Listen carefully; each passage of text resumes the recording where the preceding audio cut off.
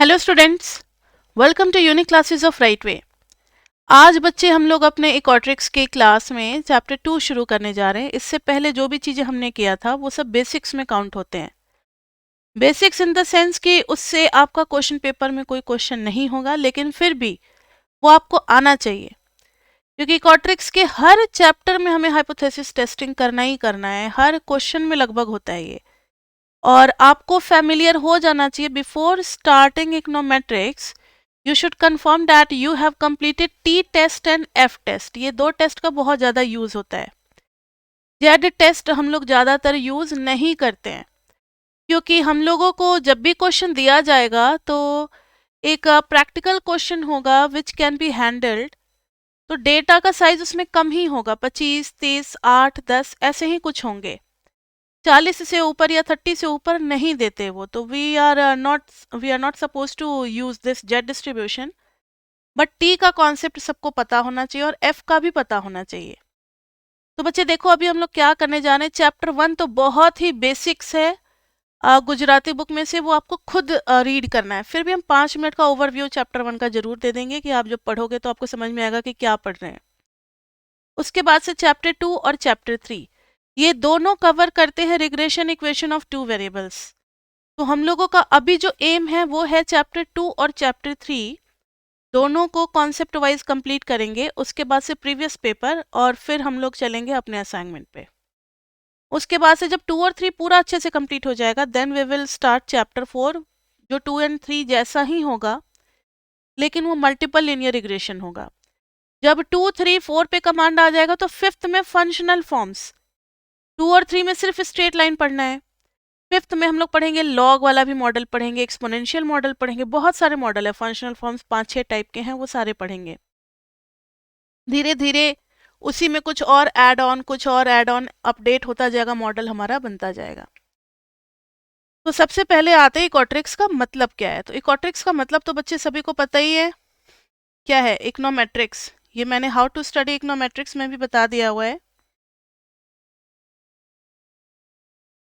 Just a minute. तो इक्वाट्रिक्स का मतलब है मेजरमेंट इन इकोनोमेट्रिक्स, इकोनॉमिक्स, इकोनोमेट्रिक्स। इसका मतलब है मेजरमेंट, यानी ज़्यादा थ्योरेटिकल बातें हमें नहीं पढ़नी, और जो भी थ्योरी पढ़ेंगे वो भी न्यूमेरिकल के लिए ही पढ़ रहे होंगे। माइक्रो एंड मैक्रो में जब आपकी अच्छी नॉलेज हो जाती है माइक्रो एंड मैक्रो की, तो फिर बात आती है सर्वे की। जब आप सर्वे करते हो, रिसर्च करते हो ना किसी चीज़ के बिहेवियर का, तब आपको ये मेजरमेंट की जरूरत पड़ती है। तो उसके लिए एक अलग पेपर ही बना दिया गया, इकोनोमेट्रिक्स। अब देखो बच्चे, चैप्टर 1 का हम थोड़ा सा ओवरव्यू आपको दे दें। आपको न्यूज़ जैसा, मैगजीन जैसा एक बार उठा करके खुद से रीड कर लेना है। उससे कुछ आना नहीं है, लेकिन एक आइडिया लग जाता है कि हाँ क्या करना है हमें। मान लो कि हमें इनकम एक्सपेंडिचर मॉडल पढ़ना है। क्या पढ़ना है? इनकम एक्सपेंडिचर मॉडल तैयार करना है। इनकम एक्सपेंडिचर मॉडल तैयार करना है कि लोगों की इनकम जितनी है उसके हिसाब से लोग कैसे एक्सपेंडिचर कर रहे हैं, इसका मॉडल तैयार करना है। तो सबसे पहले तो हम लोग अपना बेसिक्स में ये पहले आउटलाइन करेंगे कि रिग्रेशन क्या होता है। पहले समझो meaning regression, what is regression.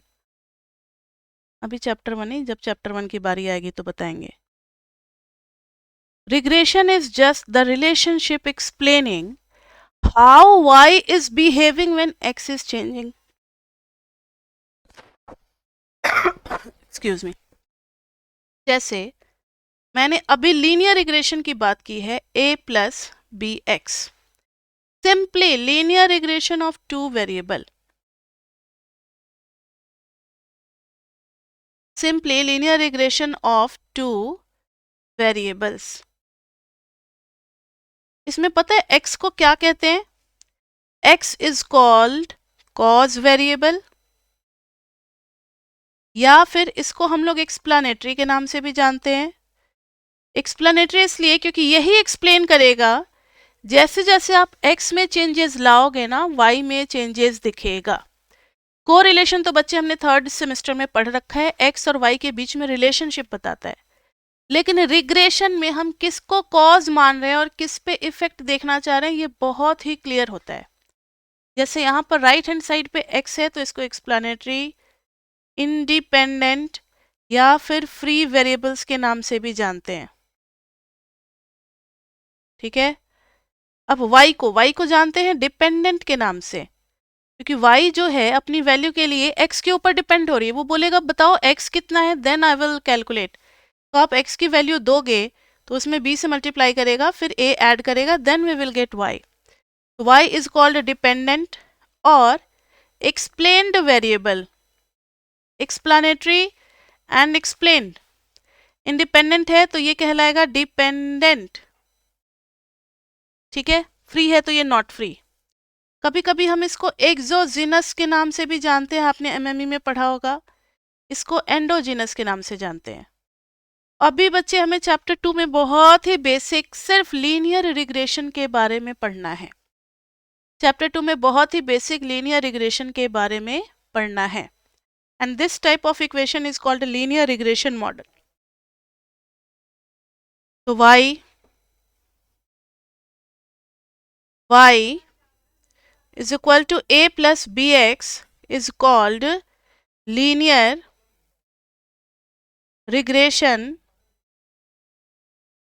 of y on x। y on x बोलते हैं इसको। अब ये तो हो गया। अब इसके बाद है कि आखिर हम लोग इसका ऑब्जेक्टिव क्या है, ये रिग्रेशन आखिर पढ़ते क्यों हैं। Objectives of regression analysis. आपको बता दें कि इसमें ना थोड़ी थोड़ी थ्योरी भी आपको लिखनी पड़ेगी। अभी तो खैर चैप्टर 5 तक ज़्यादा थ्योरी नहीं है, चैप्टर 6 से ज़्यादा थ्योरी आ जाएंगी। 7 से तो खैर कम्प्लीटली थ्योरी में ही कन्वर्ट हो जाएगा, 7, 8, 9, 10। लेकिन थ्योरी भी आता है, मतलब 60:40 का रेशियो है। 60 न्यूमेरिकल है तो 40 आपका थ्योरी है, तो थ्योरी भी आपको अच्छे से लर्न करना है। और पहला थ्योरेटिकल क्वेश्चन आ गया कि आखिर रिग्रेशन एनालिसिस हम लोग करते क्यों हैं।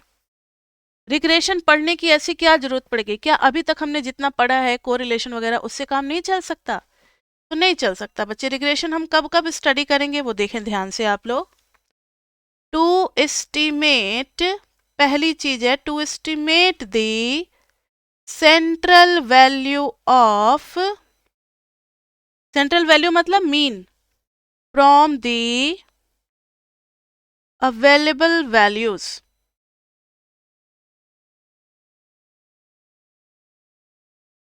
अब जैसे हमें x और y दिया होता है, अब इससे हम लोग निकालेंगे central value from the available values, या फिर रिग्रेशन इक्वेशन अगर दी हुई है y ऑन x, और एक तरफ हम x ऑन y भी निकालते हैं। वैसे इकोनोमेट्रिक्स में हमें x ऑन y के बारे में नहीं पढ़ना है, लेकिन स्टैटिस्टिक्स में अगर रिग्रेशन होता तो ये जरूर हम आपको पढ़ाए होते दोनों मॉडल के बारे में। और आपको एक फैक्ट बता दे बच्चे कि y on x is also a straight line और x on y is also a straight line. होंगे तो दोनों लीनियर रिग्रेशन की ही बात कर रहे हैं। और ये दोनों जहां पर मिलते हैं ना, वो पॉइंट हमारा कहलाता है x बार। अगर इधर x एक्सिस है और अगर इधर y एक्सिस है तो दिस विल बी y बार। तो अगर हमारे पास दो रिग्रेशन इक्वेशंस गिवन हैं तो हम उन दोनों को सॉल्व कर लेंगे। We solve two regression equations, we solve two regression equations, we solve two regression equations to find x bar and y bar। या फिर और कैसे निकाल सकते हैं, एक तो ये हो गया, दूसरा है if we y is equal to, अगर a प्लस बी एक्स है तो y मीन क्या हो जाएगा। मीन का आपने पढ़ रखा है ना, फर्स्ट स्टैट्स में आपने पढ़ रखा है effect of change of origin and scale. तो y mean will be a plus b x bar. यानी अगर आपको x बार की वैल्यू गिवन हो तो आप y बार भी फाइंड आउट कर सकते हो। तो लिखोगे we can find y bar can be found for x bar given. तो ये यूज होता है रिग्रेशन इक्वेशन का। नेक्स्ट और भी ऑब्जेक्टिव है, to test hypothesis about the nature of dependence, about the nature of dependence. ये आगे के चैप्टर्स में पढ़ेंगे बच्चे कि आगे जब अच्छे अच्छे मॉडल्स पढ़ेंगे ना, डबल लॉग मॉडल वगैरह वगैरह, बहुत सारी एडवांस चीज़ें हैं, तब हम लोग जानेंगे कि इलास्टिसिटी को भी हम लोग हाइपोथेसिस से चेक कर सकते हैं कि मान लो अगर डिमांड फंक्शन है तो इलास्टिसिटी ऑफ डिमांड इज -0.1 सही है या नहीं है, ये भी हम रिग्रेशन इक्वेशन से चेक कर सकते हैं। या फिर कॉम्बिनेशन ऑफ एनी टू, मतलब एक बार में एक से ज़्यादा काम भी हमें दिया जा सकता है। कॉम्बिनेशन ऑफ एनी टू मतलब हम लोग एवरेज भी निकाल रहे हैं, इलास्टिसिटी भी चेक कर रहे हैं, हाइपोथेसिस भी चेक कर रहे हैं, सारा कुछ कर रहे हैं। तो ये सब ऑब्जेक्टिव होता है किसका? रिग्रेशन इक्वेशन का।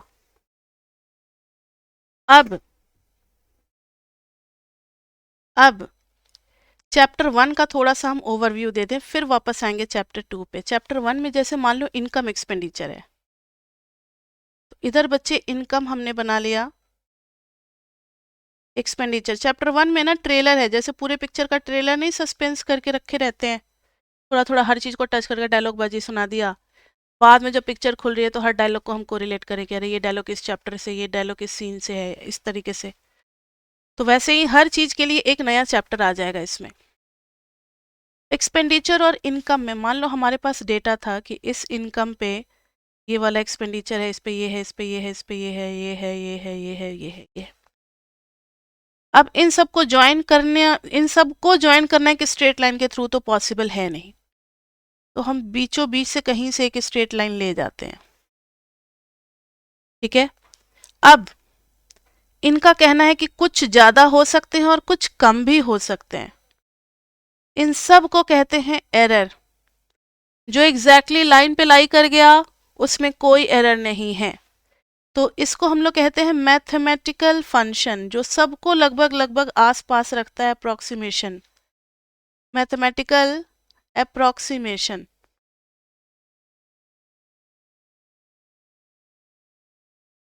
और ये जो है ऊपर और नीचे आना, दैट इज कॉल्ड यहाँ पर नेगेटिव एरर, और ऊपर में गया तो प्लस एरर, इस तरीके से।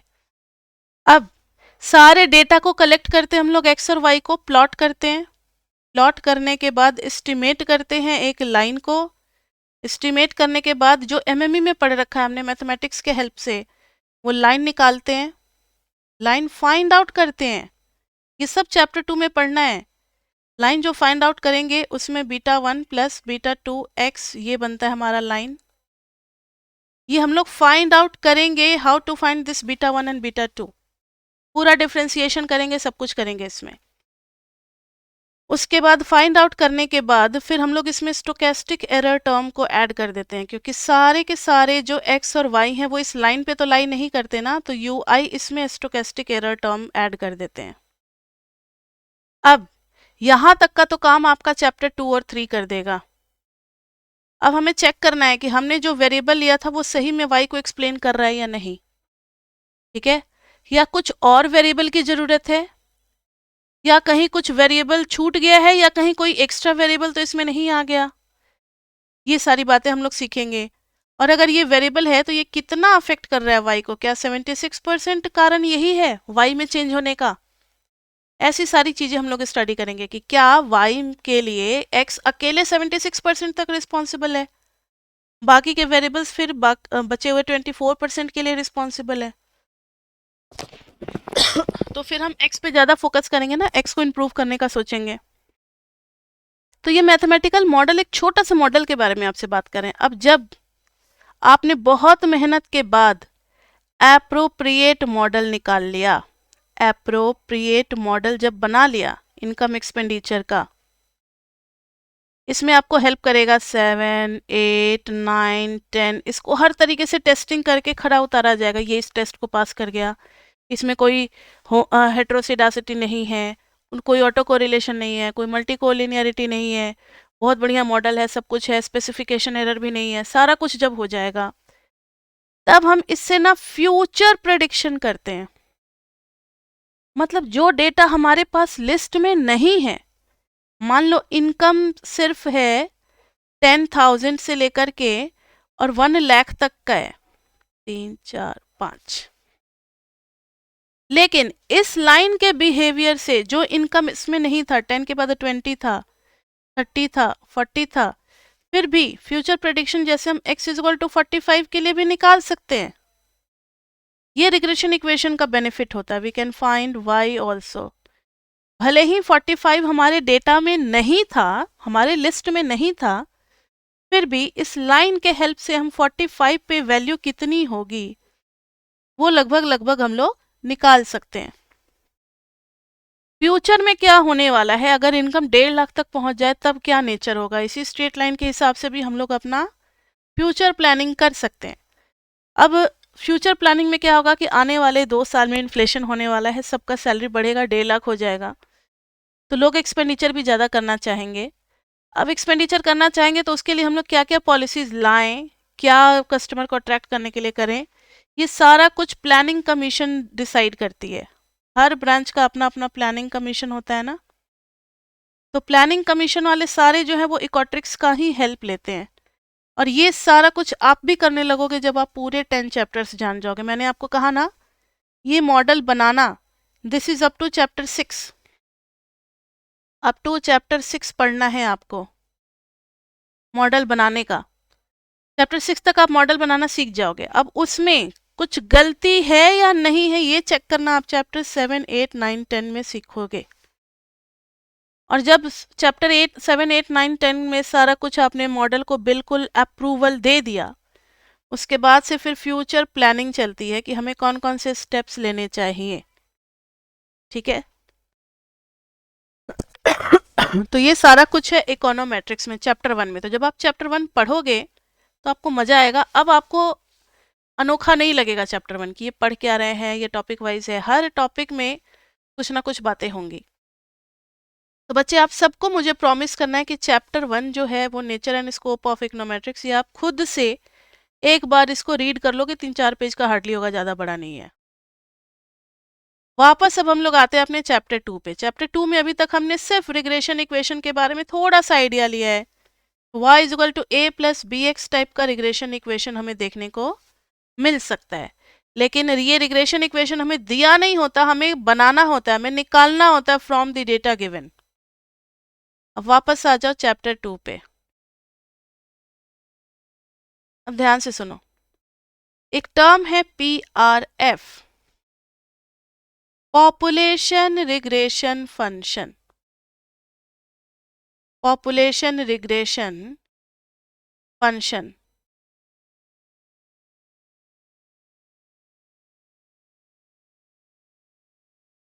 ध्यान से सुनो, आपके बुक में एक एग्जाम्पल भी दे रखा है, SAT score over income. SAT score को ले लिया है y, ये एक एप्टीट्यूड टेस्ट है, इसको ले लिया है y एंड इसको रिग्रेस करा रहा है अपॉन इनकम। इनकम के ऊपर रिग्रेस करा रहा है x के ऊपर। Now see, SAT score upon income x।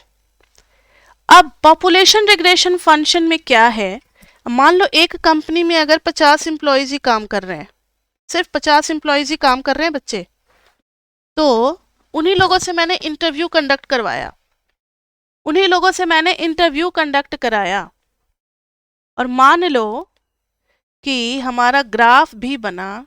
ध्यान से सुनो, मान लो किसी की इनकम थी 5000, फिर है 10,000, अच्छा 15,000 दिया हुआ है ऐसे आपके बुक में जो भी है, फिर है नेक्स्ट है 25,000 plus so on so on so on so on, बहुत सारे हैं इनकम। अब 5,000 वाले लोगों से बात की, इसमें मान लो 6-7 लोगों ने इंटरव्यू में जवाब दिया, SAT score on this income इस वाले एक्सिस पे। 5,000 वाले सिर्फ एक ही बंदे होंगे ऐसा तो जरूरी नहीं है ना, बहुत सारे लोग होंगे जिनकी इनकम होगी 5,000। उन सभी लोगों से पूछा भाई आपका सैट स्कोर कितना आया,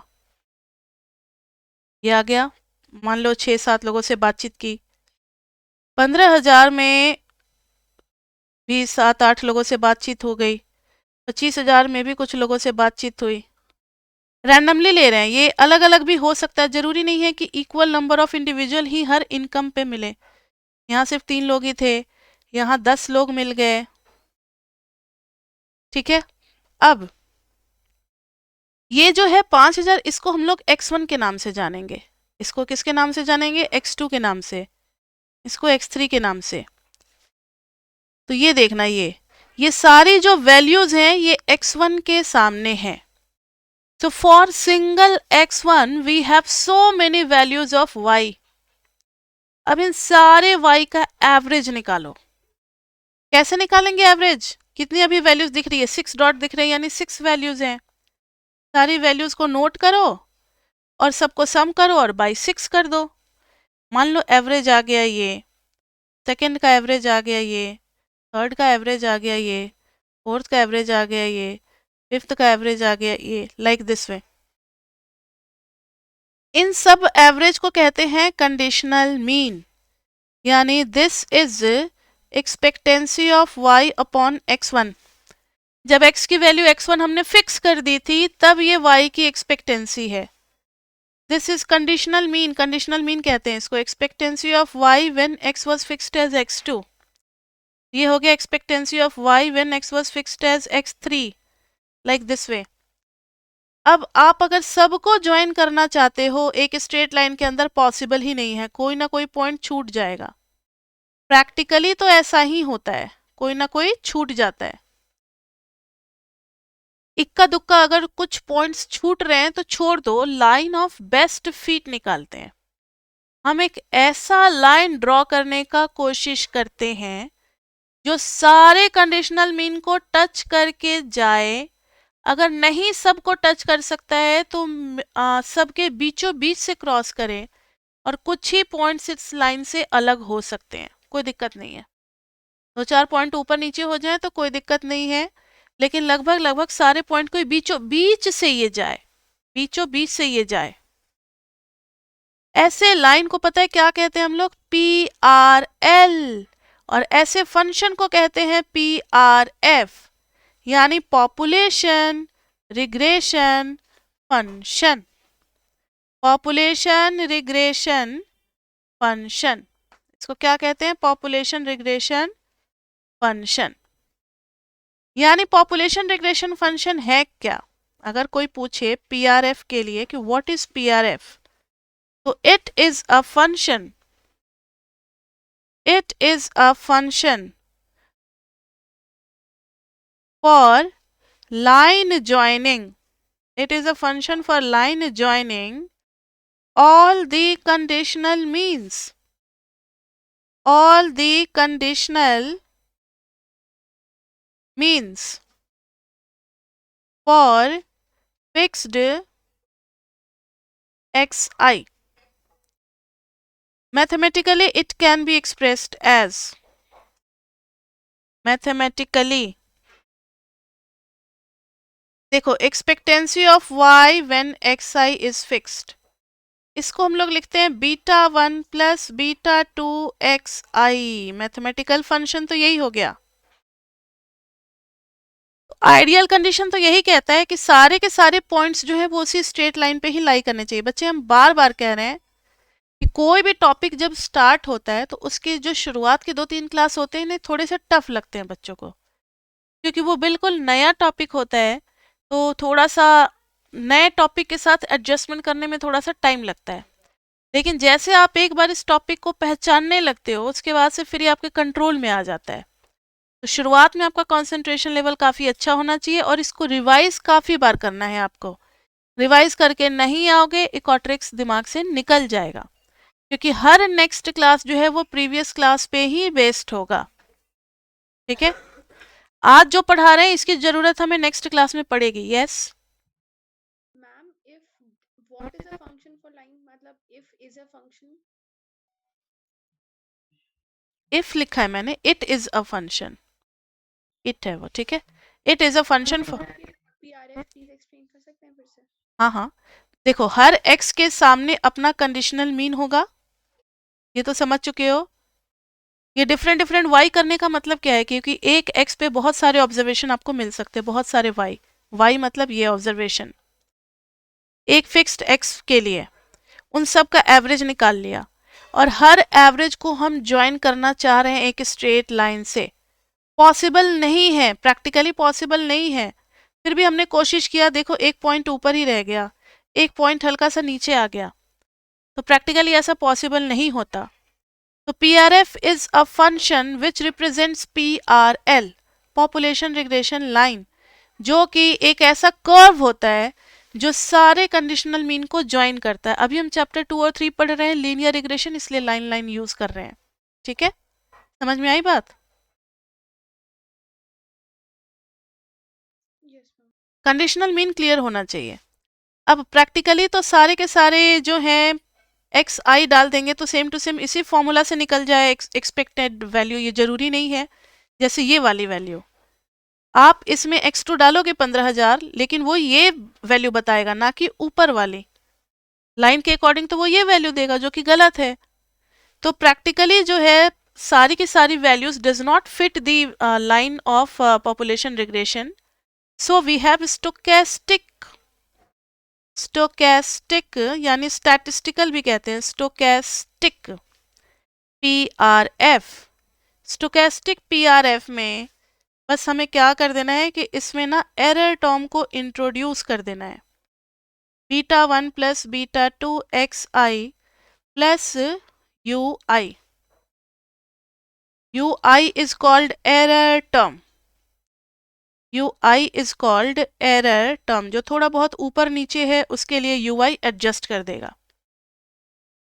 अब जो पॉइंट ऊपर है उसके लिए ui हो जाएगा पॉजिटिव, यही बता देते हैं। मान लो ये है पॉपुलेशन रिग्रेशन लाइन, कोई डेटा ऊपर आ गया, कोई डेटा नीचे आ गया, बहुत सारे डेटा इस लाइन पे आ भी गए। ठीक है, तो जो ऊपर है उसका ui क्या हो गया? पॉजिटिव। जो नीचे है उसका ui क्या हो गया? नेगेटिव। तो पॉजिटिव और नेगेटिव एरर टर्म जो है वो एडजस्ट हो जाएगा स्टोकेस्टिक PRF में। ठीक है बच्चे, क्यों एरर टर्म इंट्रोड्यूस किया ये सबको क्लियर है? क्योंकि सारे के सारे x और y के जो पेयर थे ना वो एक स्ट्रेट लाइन पे नहीं लाई करेंगे, तो जो ऊपर नीचे लाई करेगा उन सब के लिए एरर टर्म आ गया। अब इन सारे टर्म्स को आपको पहचानना है कि expectancy of y by x i को हम लोग कहते हैं कंडीशनल मीन। इसको जानते हैं कंडीशनल मीन के नाम से, conditional mean of y for fixed x i. β1 β2 ये दोनों हमें पता नहीं होता, हमें तो खाली x और y गिवन होगा ना। x और y ऐसे ऐसे वैल्यूज हमें गिवन होगी खाली डेटा में, कुछ x की वैल्यूज होंगी, कुछ y की वैल्यूज होंगी। तो β1 और β2 तो हमें पता है ही नहीं, ये तो हम लोग निकालते हैं। These are called regression parameters, are called regression parameters, ये हमें फाइंड आउट करने हैं। इसमें भी हम लोग डिफ्रेंसिएशन लगा करके इसका फॉर्मूला निकालेंगे बाय OLS मेथड। तो रिग्रेशन पैरामीटर्स और UI इज रैंडम कंपोनेंट या फिर एरर टर्म। रैंडम कंपोनेंट के नाम से भी जाना जाता है, नॉइज कंपोनेंट के नाम से भी जाना जाता है, और एरर टर्म के नाम से भी जाना जाता है। ठीक है, अब यहां तक तो समझ में आ गया सबको कि PRF क्या है और क्यों करेंगे हम लोग PRF। अगर पूरा पॉपुलेशन का डेटा हमारे पास है तब तो हम PRF को बच्चे निकाल सकते हैं, लेकिन जब पूरा पॉपुलेशन नहीं होता तो फिर सैम्पलिंग का हेल्प लेते हैं, सैम्पलिंग का हेल्प लेते हैं। तो ध्यान से देखो, सैंपल का SRF, sample regression function.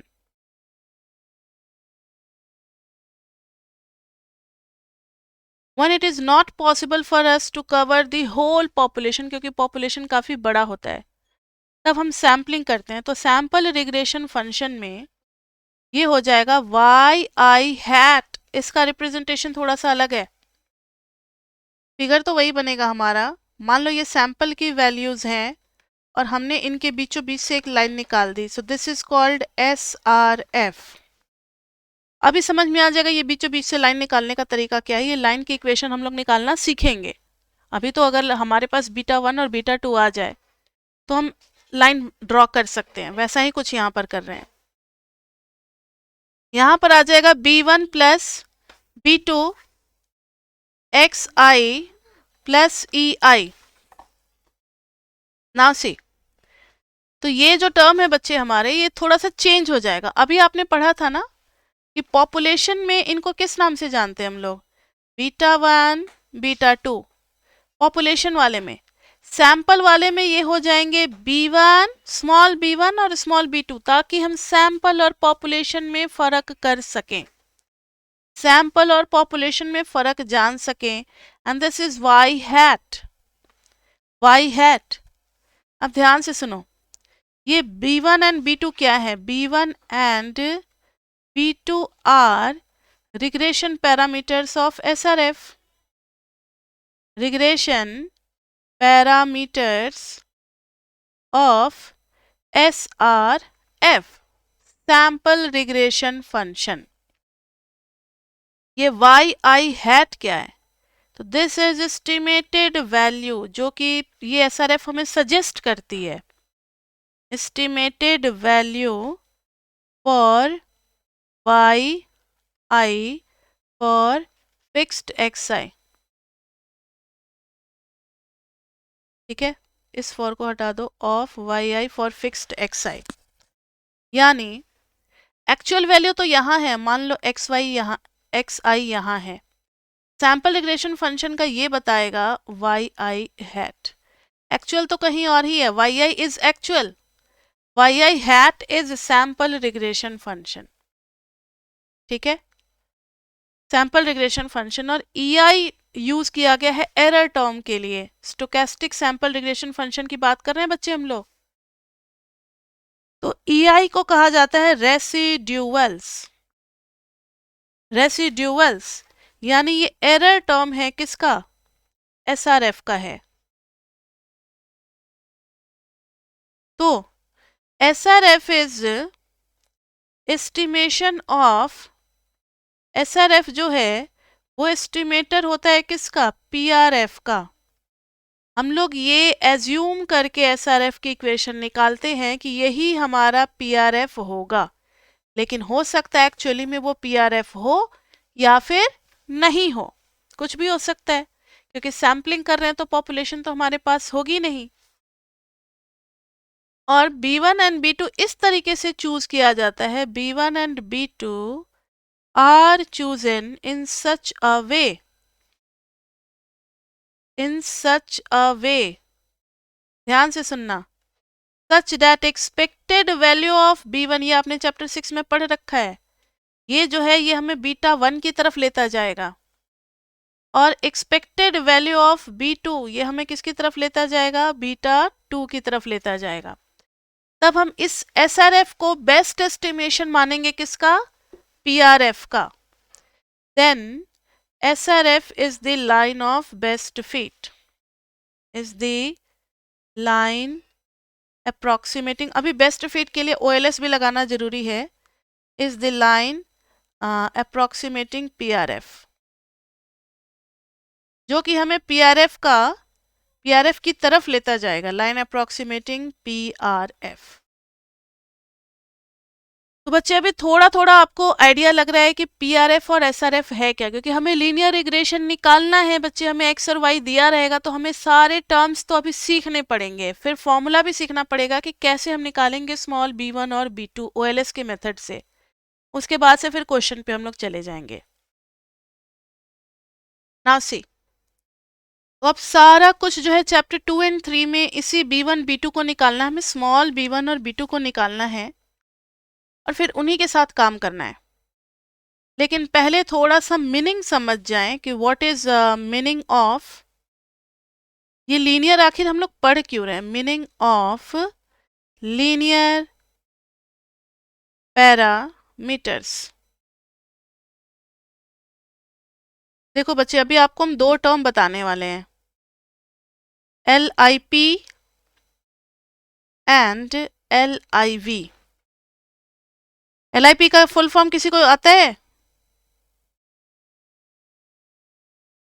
Linear इन पैरामीटर्स, और ये क्या कहलाता है? लीनियर इन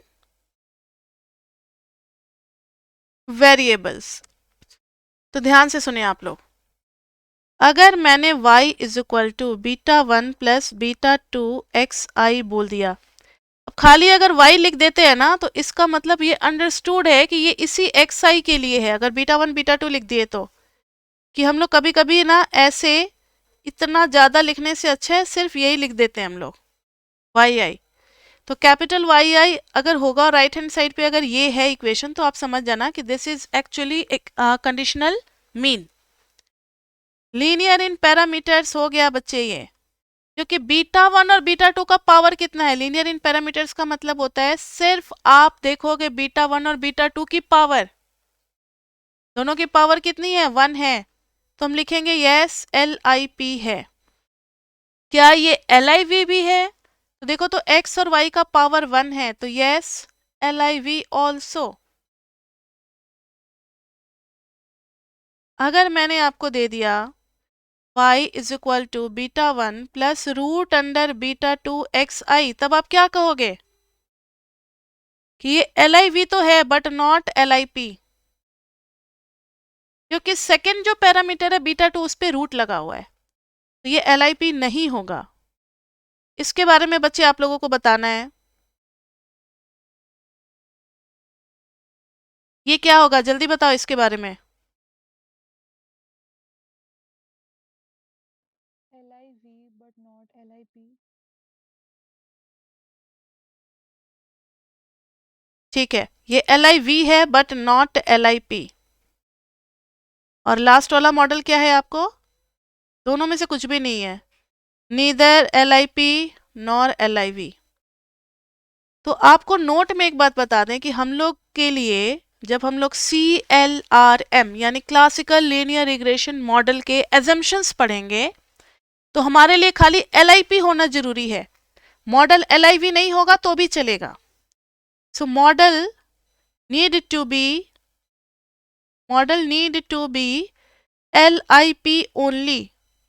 LIV नहीं है तो भी चलेगा, LIP होना जरूरी है। ठीक है, अभी आपको LIP पे फोकस करना है, LIV होगा या नहीं होगा अब इस पे हमें नहीं जाना, ये चैप्टर 5 में अपने आप क्लियर हो जाएगा LIV वाला बात ना। अभी LIP का आपको मीनिंग समझना है। थर्ड वाला LIV क्यों नहीं होगा? LIV तो है थर्ड वाला, ma'am neither LIP nor LIV लिखा है ना। क्योंकि नीचे है XI और XI को ऊपर लेते जाओगे तो इसका पावर -1 हो जाएगा, +1 पावर थोड़ी रह जाएगा। Okay ma'am but yes linear तो है ना, लीनियर किसके सेंस में? कैसे हो गया लीनियर? x की पावर -1।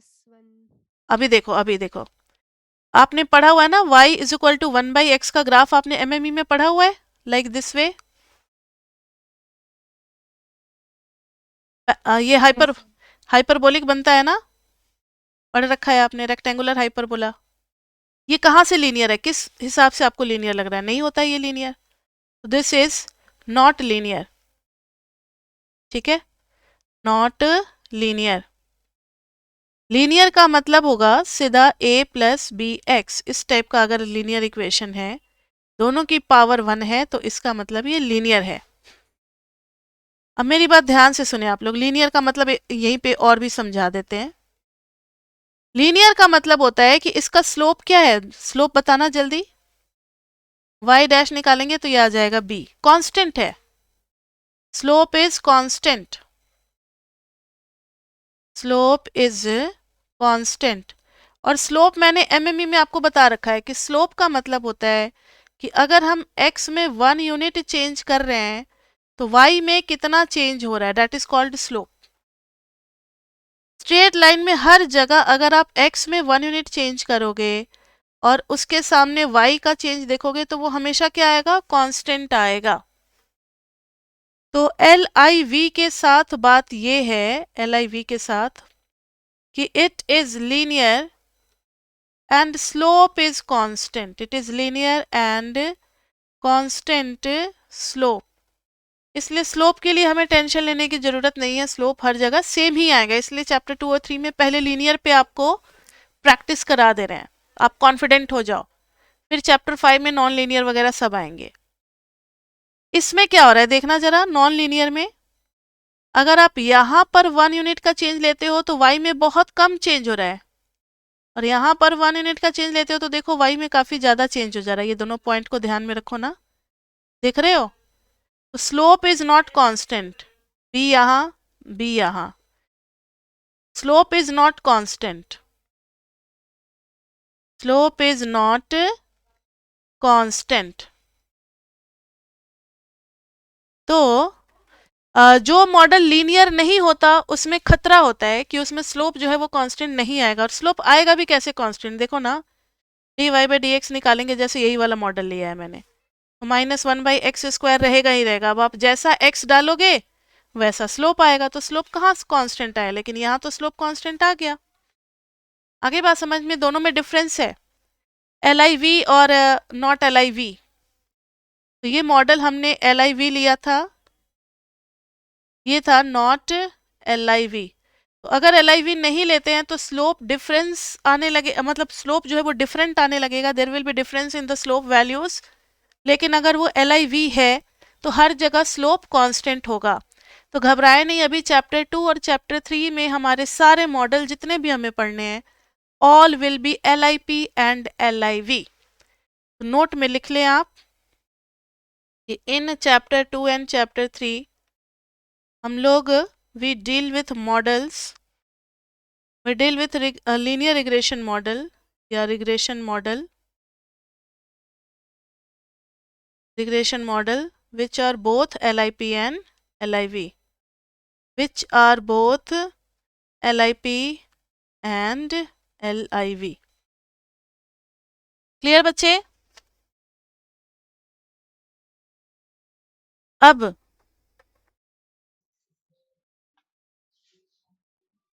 हम लोगों को ये SRF के जो एस्टीमेट है इनको निकालने का तरीका सीखना पड़ेगा, OLS मेथड, OLS मेथड। तो ध्यान से देखो,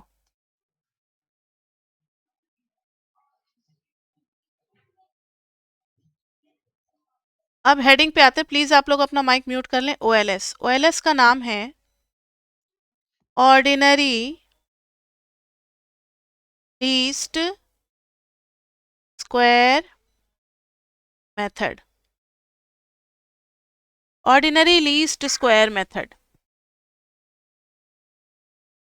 ध्यान से देखो, मैंने आपको अभी थोड़ी देर पहले बताया कि अगर ये लाइन है, कोई पॉइंट ऊपर चला गया, कोई पॉइंट नीचे चला गया, और भी बहुत सारे पॉइंट है, बहुत सारे पॉइंट होते हैं इसमें, तो कुछ पॉइंट्स ऊपर हो गए, कुछ पॉइंट्स नीचे हो गए। अब लाइन ऐसा क्रॉस किया है बीचों बीच से, कभी कभी ऐसा हो जाता है कि जितना पॉजिटिव एरर है, मेरी बात ध्यान से सुनो, ये क्वेश्चन आ जाता है कि what is OLS and why do we use this method of OLS। तो ध्यान से सुनो, ये हो गया E1 या EI, ये भी हो गया EI। तो ये पॉजिटिव है ऊपर का EI, नीचे का EI नेगेटिव है। तो कभी कभी ऐसा होता है कि line of best fit, this is line of best fit, line तो बहुत सारे होते हैं लेकिन लाइन ऑफ बेस्ट फिट वो लाइन होता है जो सबसे कम एरर दे, जो सबसे कम एरर दे। लोगों ने शुरुआत में यही सोचा कि ऐसा लाइन जो सबसे कम एरर दे, जैसे ये देखो, आपको बताना है तो मुझे समझ में आ जाएगा कि आप समझ रहे हो या नहीं। This is line 1, this is line 2 and this is line 3. Can you tell me which one is the line of best fit? Line 2, क्योंकि जितने पॉइंट्स ऊपर है उतने ही पॉइंट्स क्या है, नीचे हैं। तो यहाँ पर जो है एरर जो है वो मैनेज हो जाएगा, एरर 0 हो जाएगा। तो सबने कहा कि जिस लाइन के लिए समेशन EI 0 हो जाएगा then line will be line of best fit. लेकिन कुछ लोगों ने कहा कि अगर समेशन EI 0 हो जाएगा तो इससे तो गलत इंटरप्रिटेशन, गलत मैसेज जाने लगेगा कि समेशन EI 0 है यानी एरर है ही नहीं। ये कौन तय करेगा कि समेशन EI का 0 होना इस बात का मतलब है कि जितने पॉजिटिव है उतने ही नेगेटिव है? ऐसा भी तो हो सकता है कि सारे के सारे लाइन, सारे के सारे पॉइंट क्या लाइन पे ही एग्जैक्टली लाई कर रहे हो। तो देयर इज अ कंफ्यूजन कि वेदर देयर इज एरर और नॉट. तो if summation ei is 0, then we get a wrong message. We get a wrong message of no error. But there may be positive and negative error which cancel out. Negative error which cancel out. तब लोगों ने काफी ज्यादा विचार किया कि अगर हम एरर का स्क्वायर कर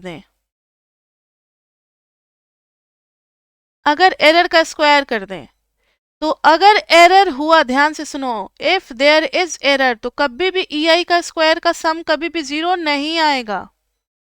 ये जो गैप होगा, ये जो गैप होगा, ये जो गैप होगा, ये जो गैप होगा, ये स्क्वायर करके तो पॉजिटिव ही रहेगा, चाहे पॉजिटिव है या नेगेटिव है ei, but ei square will be always positive. तो ei स्क्वायर का सम 0 तभी होगा जब all points exactly lie on the line, नहीं तो ये 0 होगा ही नहीं. तो if summation ei square is not equal to 0, then all data does not fit the line. All data do not fit the line. So there is error. तो इस बात का सबूत है कि so there is some error, कुछ ना कुछ तो एरर है, एरर फ्री तो नहीं है.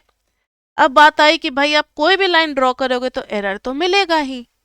तो for line of best fit लोगों ने कहा कि ठीक है, आप हर लाइन के लिए समेशन ei स्क्वायर अलग अलग निकालो. जैसे ये हो गया e1, ये हो गया e2, ये हो गया e3, ये हो गया e4, सबका स्क्वायर अलग अलग निकालो for line of best fit. और वो लाइन जिसका summation ei square is minimum, वो हमारा लाइन ऑफ बेस्ट फिट कहलाएगा.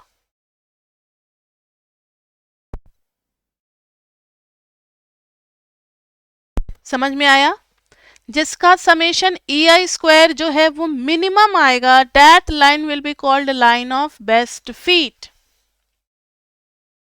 तो हमारा ऑब्जेक्टिव, अब हमारा ऑब्जेक्टिव है बच्चे, our objective is to minimise,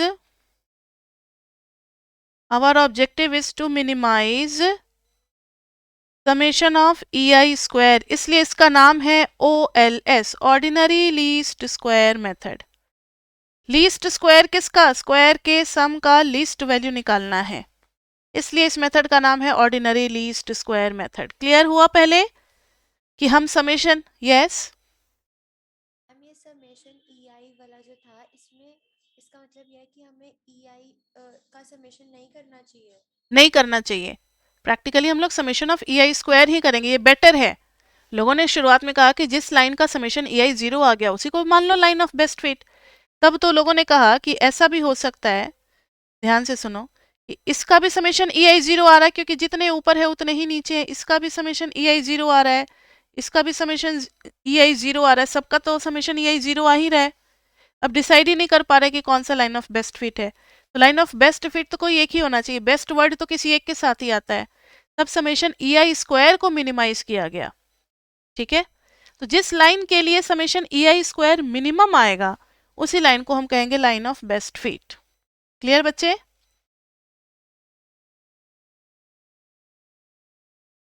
आ रही है बात समझ में सभी को? चलो अब देखो, अब थोड़ा सा मैथमेटिकल डेरिवेशन पे आ जाते हैं, बहुत हो गया थ्योरी, पक गए होंगे आप लोग.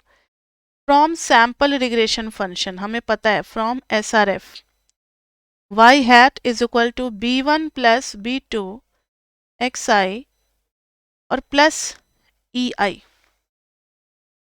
अब देखो तो जरा ei अगर निकालेंगे तो yi hat minus b1 minus b2 xi उधर ले जा सकते हैं, बिल्कुल ले जा सकते हैं, कोई दिक्कत नहीं है. अब मुझे ei का कर देना है स्क्वायर, कर सकते हैं, सॉरी पहले ही सम कर दिया. yi hat minus b1 minus b2 xi का स्क्वायर कर देंगे. अब इस पे लगा देंगे समेशन, समेशन EI स्क्वायर, इधर हो जाएगा summation of YI hat minus B1 minus B2 XI का स्क्वायर। आपको बता दें कि पूरे इकोनोमेट्रिक्स का सबसे टफ जो चैप्टर है वो है चैप्टर 2 एंड 3 ही आपका सबसे टफ चैप्टर माना जाएगा। लेकिन जब आप एक बार गो थ्रू हो जाओगे तब आपको चैप्टर 3 सबसे टफ नहीं लगेगा, फिर आपको चैप्टर 5 सबसे टफ लगेगा। लेकिन स्टार्टिंग में चैप्टर 3 के सीरियसनेस को समझने के लिए हम लोग आपको पहले ही वार्निंग दे देते हैं कि आप ध्यान से देखें। सारा मैथमेटिकल डेरिवेशन से सारा सब कुछ हम लोग को चैप्टर 3 और 4 में ही प्रैक्टिस कर जाना है। तो जिस जिस दिन चैप्टर 4 हो गया समझ लेना half of the battle is won, econometrics का हाफ हो गया कंप्लीट। तो यहाँ देखो YI हैट, अब आज एक ही मैथमेटिकल डेरिवेशन करा रहे हैं बस OLS का, नेक्स्ट क्लास में फिर थोड़ा सा थ्योरी फिर थोड़ा सा डेरिवेशन, ऐसे कर करके थोड़ा थोड़ा मिक्स करके पढ़ाते रहेंगे, ये अपने आप होता रहेगा। यहाँ ध्यान से सुनो, अब हम चलेंगे MME 2 पे, नॉट 1, MME 2। ये मुझे बताओ कि समेशन EI स्क्वायर को मिनिमाइज करना है और अननोन वैल्यूज कौन कौन सी है, B1 और B2। B1 और B2 अननोन है, we have to find B1 and B2। X और Y तो हमें दिया होगा ना क्वेश्चन में, B1 और B2 हमें फाइंड आउट करना है।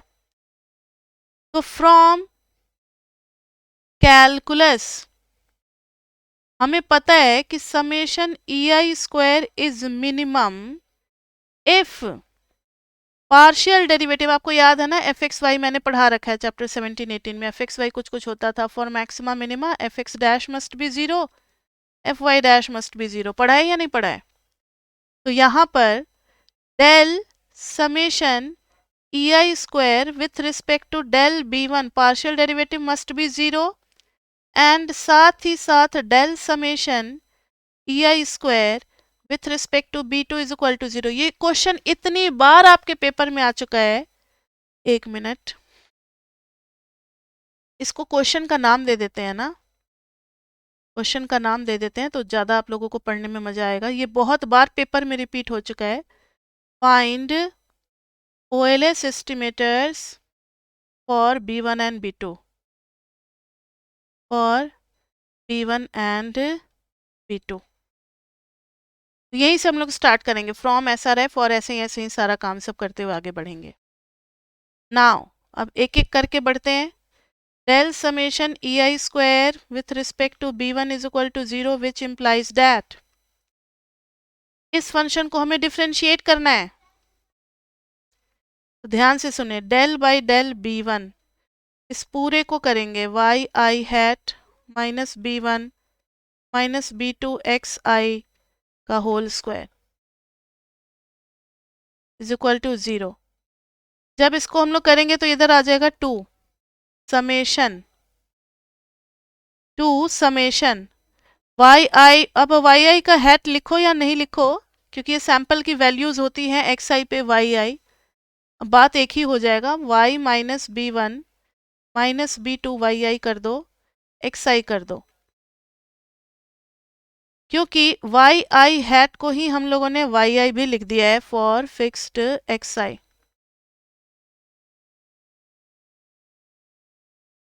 इसको 2 कर दिया और अब B1 का कोफिशिएंट क्या है, B1 के रिस्पेक्ट में कर रहे हैं, तो बच्चे ये आ जाएगा -1 इज इक्वल टू 0। अब आपने स्टैट्स में रूल पढ़ रखे हैं समेशन कैसे कैसे अप्लाई होता है। -2 तो बाहर का बाहर आ गया, समेशन ऑफ, अच्छा एक मिनट, चेन रूल लगाया बच्चे, तो ये 2 तो नीचे आ गया, ब्रैकेट कितना हो गया 1, और फिर अंदर वाले का किया तो YI का 0, B1 का -1 और इसका 0, पार्शियल डेरिवेटिव हो रहा है, तो माइनस को मैंने बाहर ले लिया -2 और समेशन हो गया YI minus B1 minus B2 XI is equal to 0, which implies -2 उधर गया तो 0 हो गया, समेशन YI B1 के साथ क्या लग जाएगा n, ध्यान से देखें आप लोग, समेशन YI इसको एक बार लिख ही देते हैं नहीं तो फिर आप लोग कंफ्यूज हो जाओगे, summation B1 minus summation B2 XI is equal to 0। अब इसको देखोगे तो summation YI minus n into B1 minus b2 summation xi is equal to 0. This is our first equation. This is our first equation. अब जरा देखो. Ma'am एक doubt है, हाँ, क्या डाउट? ये वाई आई कैसे आया है, मुझे नहीं समझ में आया। जो आपने साइड में लिखा है y i cap is equal to y i for fixed, ये नहीं समझ आया। हम लोग क्योंकि हमारे पास ना बहुत सारे x और y होंगे, तो हम इन्हीं x और y को यूज करके इक्वेशन निकाल रहे होंगे ना, तो y में से हम लोगों ने y हैट को माइनस कर दिया. ओके, अच्छा ठीक है। मैम आपके थर्ड स्टेप से एक सेकंड आप प्लीज ना थर्ड स्टेप समझा दीजिए। कौन सा है ये वाला थर्ड? मैम यही नाउ नाउ के बाद जो थर्ड जो सेकंड एरो है जहाँ पर। अच्छा, यहाँ पे मैंने डिफ्रेंसिएशन किया. ये 2 चला आएगा नीचे, पावर रूल लगेगा, और फिर ये ब्रैकेट सिंगल का सिंगल ही रह जाएगा ब्रैकेट. सबको समेशन के अंदर हो रहा है. आपने पढ़ रखा ना कि डेरिवेटिव जो है उसको हम समेशन के अंदर ले जा सकते हैं. ठीक है, तो ले गए और अंदर में हो गया -1. ठीक है, अगर आपको यहाँ पर दिक्कत आ रही है ना, तो एक काम और हम लोग कर सकते हैं कि वाई आई हैट इतना है, और एक चीज और कर सकते हैं. रुक जाओ, तो फिर इससे ये हो जाएगा, प्रॉब्लम सॉल्व हो जाएगा. एग्जैक्ट जो y होता है वो तो b1 प्लस b2 xi हो जाता है. अब नाउ सी, जो एक्चुअल होता है वो हो जाता है y is equal to b1 plus b2 xi. आप ऐसे भी समझ सकते हो, this is actual and this is SRF की वैल्यू. अब आप अगर अब आप क्या करोगे कि एक्चुअल में से अगर आप इसको कर देते हो yi माइनस y हैट, तो ये बन जाएगा हमारा ei. ये बन जाएगा हमारा ei एरर आ जाएगा, और इसका स्क्वायर कर देंगे हम लोग. तो एक तरीके से आप ये भी समझ सकते हो कि दिस इज, ये हमारा सैंपल का फंक्शन है, और यहाँ पर अगर हम लोग हैट हटा दें, एक्चुअल डाल दें, तो कोई फर्क नहीं पड़ेगा. समझ में आई बात सभी को? नहीं आई समझ में? ध्यान से देखो, एक्चुअल है y is equal to b1 plus b2 xi. Actual is y is equal to b1 plus b2 xi, और इसमें से अगर हम ये वाला माइनस कर दें, ये वाला, इन दोनों का डिफरेंस ले लें, सैंपल वाले में ei भी आ रहा है, दोनों का डिफरेंस ले लेंगे तो ये टर्म कैंसिल हो जाएगा, बच जाएगा ei, और उसका स्क्वायर कर दे रहे हैं. तो ei का स्क्वायर कर देंगे तो यहाँ से आप सैंपल वाला कैप भी हटा सकते हो. इस सैंपल वाले कैप को हटा दो. अब फिर ये लिखने की जरूरत ही नहीं है. अब देखो जरा, फॉर्मूला अभी आने वाला है. अब हम लोग इसको दोबारा डिफरेंशिएट करेंगे. किसको डिफरेंशिएट करेंगे? कहाँ गया? ये रहा, इसी इक्वेशन को. इसको नाम नहीं दिया ना हम लोगों ने, नाम दे दो 1. अब लिखेंगे del summation ei square by del b2 is equal to 0 होना चाहिए. अब इसको डिफरेंशिएट करेंगे बच्चे, तो यही तो है वो चीज, दिख रहा है, सेम चीज है. डेल बाई डेल b2 करेंगे इस बार, और समेशन आ जाएगा yi minus b1 minus b2 xi का स्क्वायर इज इक्वल टू 0. तो ये 2 आ जाएगा साइड में. समेशन के अंदर रखो या बाहर रखो, 2 कोई फर्क नहीं पड़ता, बिकॉज दैट इज कांस्टेंट. ये आ जाएगा yi minus b1 minus b2 xi का पावर 1, और b2 के रिस्पेक्ट में कर रहे हैं बच्चे, तो क्या आ जाएगा बाहर, बताओ तो जल्दी.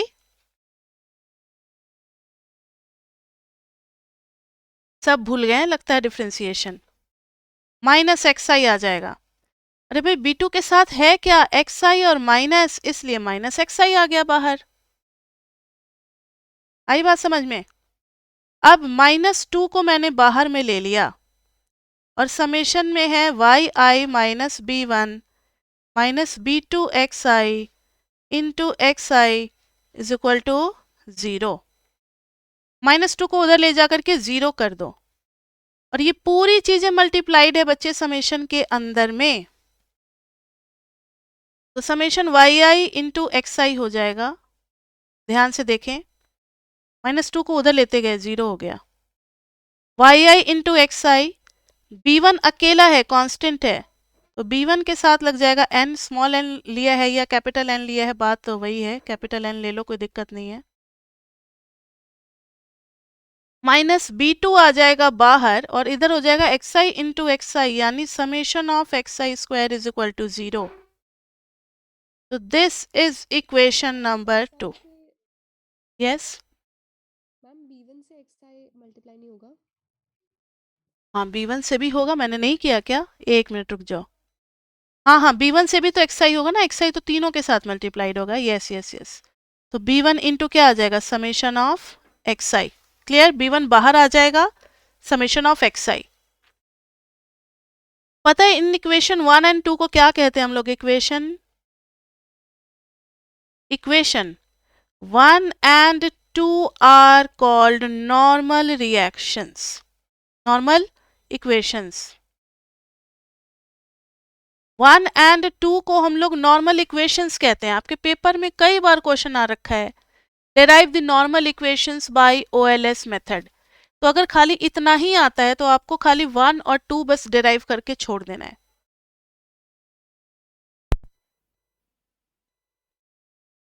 बस इन्हीं दोनों इक्वेशन को डेराइव करके आपको छोड़ देना है.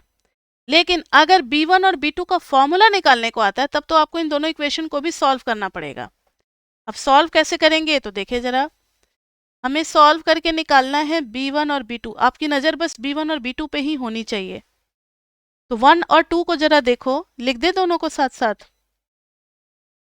1 में है summation y i minus n b1 minus b2 summation xi is equal to 0. अब हमारे सामने 1 एंड 2 दोनों एक ही स्क्रीन पे दिख रहा है. अब ध्यान से देखो, हमें चाहिए b1 और b2, क्या करेंगे, वही बिल्कुल 9th 10th वाला मेथड करना है जो साइमल्टेनियस इक्वेशन को सॉल्व करने के लिए करते थे. अभी अगर मुझे b2 चाहिए तो इसमें n है और इसमें b1 है, तो एक काम कर, इसमें समेशन xi है और इसमें n है, ध्यान से देखो तो जरा, इसमें b1 के साथ समेशन xi है और इसमें n है. इस इक्वेशन को हम लोग समेशन xi से मल्टीप्लाई कर देंगे और इस इक्वेशन को अगर हम लोग b1 से मल्टीप्लाई कर देंगे तो उस केस में क्या हो जाएगा, ऊपर भी आ जाएगा n से मल्टीप्लाई कर देंगे ना, मैम ऊपर वाली इक्वेशन में n से करेंगे, हाँ xi होल स्क्वायर, क्या है, ऊपर वाली इक्वेशन में xi होल स्क्वायर होगा. नहीं xi स्क्वायर का सम है. अब देखो जरा इक्वेशन में ध्यान दो, ये स्क्वायर हट गया था, xi मल्टीप्लाई किया था फिर उसका सम किया था ना हमने, ठीक है, xi मल्टीप्लाई किया था फिर उसका सम किया था, तो xi स्क्वायर का सम है, मैंने ब्रैकेट लगा दिया ताकि कोई कंफ्यूजन ना हो. अब देखो जरा बच्चे, इस टर्म को एक नज़र देख लो, यहाँ पर अगर हम n से मल्टीप्लाई कर देंगे तो ये हो जाएगा n b1 xi, मतलब समेशन xi, और ये n b1 है ही, समेशन xi से मल्टीप्लाई कर देंगे, दोनों सेम आ जाएंगे, फिर सब्ट्रैक्ट करेंगे तो कैंसिल हो जाएगा. तो देखो तो जरा, सेकंड में हम लोग n से मल्टीप्लाई कर रहे हैं और माइनस फर्स्ट इक्वेशन को समेशन xi से मल्टीप्लाई कर रहे हैं. ध्यान रखें, ये देखो n into summation yi xi minus n into b1 into summation xi minus n into b2 summation xi का स्क्वायर इज इक्वल टू 0. अब दूसरे वाले में मल्टीप्लाई कर रहे हैं बच्चे समेशन xi से, तो summation xi into summation yi, square b1 नहीं होना चाहिए? कहाँ पर, नहीं इसमें n नहीं है ना, देखो तो इसमें n नहीं है कहीं भी, दिखा, ये देखो इसमें कहीं भी n है नहीं है ना, आगे बात समझ में. अब नेक्स्ट इक्वेशन को बच्चे हम लोग समेशन xi से कर रहे हैं, उस इक्वेशन को लिखना है, ध्यान से देखो, समेशन yi को समेशन xi से मल्टीप्लाई कर दिया, n b1 है, ये आप भी प्रैक्टिस करोगे थोड़ा सा तो हो जाएगा, इंटू समेशन xi, और इसके साथ समेशन xi आना है, तो एक समेशन xi तो ऑलरेडी है, दूसरा क्या हो जाएगा, समेशन एक्स आई का होल स्क्वायर, दोनों में डिफरेंस है बच्चे, ये एक्स आई स्क्वायर का सम है और ये सम का स्क्वायर है। अब हमें करना क्या है, तो इक्वेशन का साइन चेंज करना, माइनस प्लस प्लस, ये दोनों हो गए कैंसिल, b1 तो चलो एलिमिनेट हुआ, और इधर आ गया n into summation x i y i minus, इस पे भी ब्रैकेट लगा दो ताकि कंफ्यूजन ना हो, summation x i into summation y आई। और इधर क्या आ गया, b2 को अगर मैंने कॉमन ले लिया, ध्यान से देखो, b2 को कॉमन ले लिया दोनों जगह से,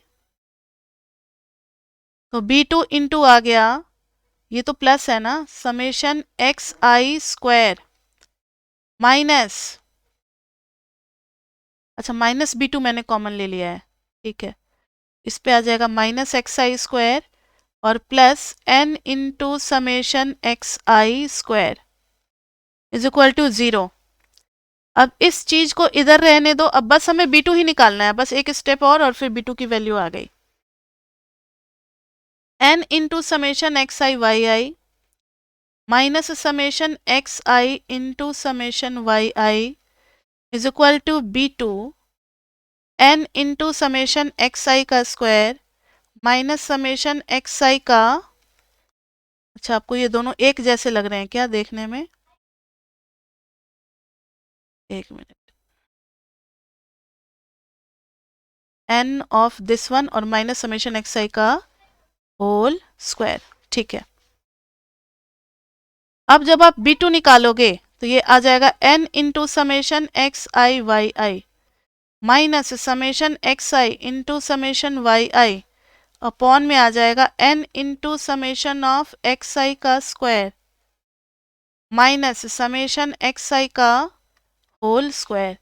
this is the formula for b2, this is the formula for b2 regression parameter आ गया बच्चे हमारे पास। अब फॉर b1 आप फर्स्ट नॉर्मल इक्वेशन को लो, एक मिनट वेट करो, अभी आप फर्स्ट नॉर्मल इक्वेशन को लो, from equation 1, first normal equation क्या कहता है, summation y i minus n b one minus b2 summation x i is equal to 0। अब हम पूरे को डिवाइड कर देते हैं, डिवाइड विथ, ये कैपिटल N ही रहने दो, डिवाइड विथ n, कहीं पे अगर स्मॉल n है तो उसको आप कैपिटल N कर लेना, ठीक है। ये देखो summation y i by n minus n b one by n minus b2 summation x i by n is equal to 0। ये क्या हो जाएगा, कोई बताएगा मुझे, summation y i by n क्या हो जाएगा, ये y बार ना, मीन हो जाता है ना, summation of anything divided upon n that is mean of that thing, तो ये y का मीन हो गया, n कैंसिल यानी b1 माइनस b2 और x mean is equal to 0 which implies y mean is equal to b1 plus b2 x mean. यानी ये तो हम रिग्रेशन इक्वेशन से भी लिख सकते थे कि अगर हमने y is equal to b1 plus b2 x माना है तो y मीन क्या आ जाएगा, b1 plus b2 x mean आ जाएगा। अब ध्यान से देखो कि if we put x bar, y bar and b2 then we get b1। नहीं आई बात समझ में, ध्यान से सुनो, हमें क्वेश्चन में x और y दिया होता है, हम करते क्या है, एक्स स्क्वायर निकालते हैं, वाई स्क्वायर निकालते हैं और x इंटू वाई निकालते हैं। और भी बहुत सारे फॉर्मूले हैं जो कि नेक्स्ट क्लास में कराएंगे, आज तो एक ही फॉर्मूला करा रहे हैं। यहाँ पर आप निकालोगे समेशन x इंटू वाई, यहाँ पर आप निकालोगे समेशन वाई स्क्वायर, ये आ जाएगा समेशन ऑफ एक्स स्क्वायर, ये आ जाएगा समेशन ऑफ वाई और समेशन ऑफ एक्स। अभी जस्ट मैंने फॉर्मूला B2 के लिए बताया था कि n into summation x y minus summation x into summation y, और नीचे में आ जाएगा n इंटू समे। अब आप कहोगे मैम आपको कैसे याद है ये फॉर्मूला, बिना देखे कैसे लिख रहे हो? तो देखो बच्चे, हम लोगों ने कैसे याद किया हुआ है, n इंटू एक समेशन है तो उसके अंदर प्रोडक्ट है, मतलब इसको कहेंगे समेशन ऑफ प्रोडक्ट। क्या पढ़ेंगे इसको? Summation of product. और इसको पढ़ेंगे दो समेशन अलग अलग निकाला हुआ है उनका प्रोडक्ट है, यानी प्रोडक्ट ऑफ समेशन। तो जब सिंगल समेशन होता है तो उसके साथ n लग जाता है, summation of product minus product of summation. Denominator में आप हर जगह y की जगह x रिप्लेस कर दो, तो x इंटू एक्स क्या बन जाएगा? एक्स स्क्वायर, और माइनस ये समेशन x था ही और ये भी समेशन x, तो समेशन x का होल स्क्वायर।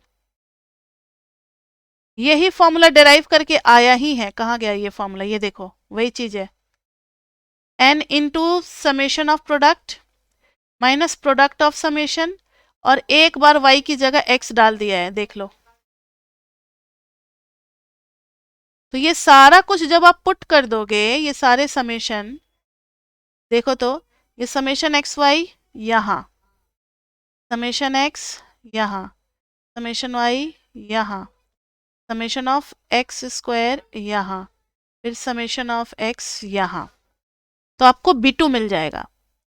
उसके बाद से आप y min निकाल लोगे समेशन y बाई n करके, x min निकाल लोगे समेशन x बाई n करके, ठीक है। फिर आप पुट कर दोगे y min is equal to B1 plus B2 x min। तो B2 है ही, x min है ही, y min है ही, तो क्या B1 नहीं निकल जाएगा? निकल जाएगा ना B1। यही करना होता है।